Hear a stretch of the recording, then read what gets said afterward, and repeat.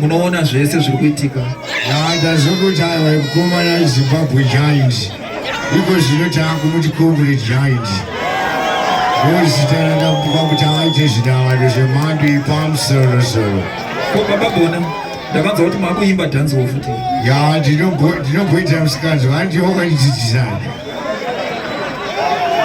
Tokupa ibhiti here? Chiboisa ibhiti. Tipawo ibhiti redhanziwo. Ndoita here musikanzi vavo.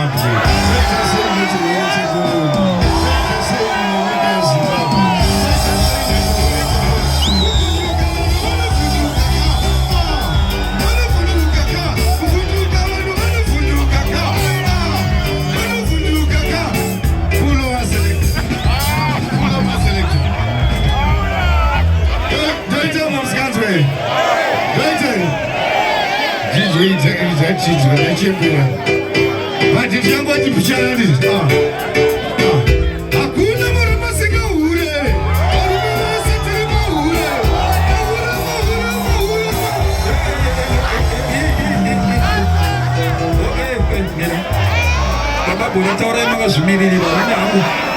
Ina handisi hure hangu.